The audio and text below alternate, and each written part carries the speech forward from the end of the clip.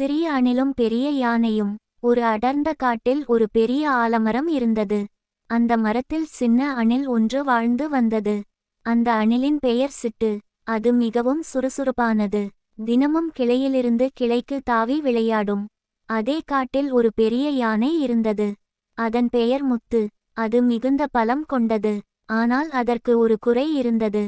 அது மிகவும் பெருமை பேசும் பழக்கம் கொண்டது. ஒரு நாள் முத்து யானை காட்டில் நடந்து கொண்டிருந்தது.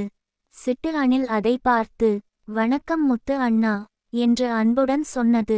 யானை சிரித்துக்கொண்டு, "நீ இவ்வளவு சின்னவளே, என்னை அண்ணா என்று அழைக்கிறாயா? உன்னால் என்ன செய்ய முடியும்?" என்று கேலி செய்தது. அணில் மனம் வருந்தியது. ஆனாலும் அமைதியாக இருந்தது. சில நாட்கள் கழிந்தது. ஒரு நாள் காட்டில் பெரிய மழை பெய்தது. எல்லா இடங்களிலும் தண்ணீர் தேங்கியது. முத்து யானை நடந்து கொண்டிருந்த போது அது தெரியாமல் ஒரு சேறு குழியில் சிக்கிக்கொண்டது. அது எவ்வளவு முயன்றாலும் வெளியே வர முடியவில்லை. "யாராவது உதவி செய்யுங்கள்" என்று கத்திக் கொண்டது. அதை சிட்டு அணில் கேட்டது. உடனே ஓடிவந்து பார்த்தது. "முத்து அண்ணா, கவலைப்படாதீர்கள், நான் உதவி செய்கிறேன்" என்றது. யானை சிரித்து, "நீயா உதவி செய்யப் போகிறாய்?" என்று கேட்டது.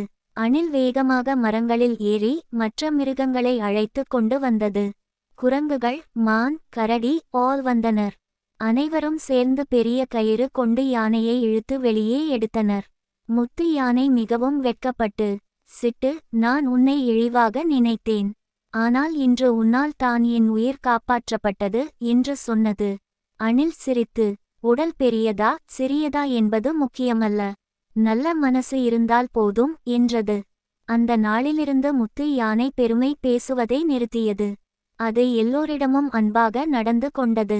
மணிக்கதை நெறி: உருவத்தை வைத்து ஒருவரையும் மதிப்பிடக்கூடாது. சிறியவர்களின் உதவியும் பெரிய நன்மையை தரும்.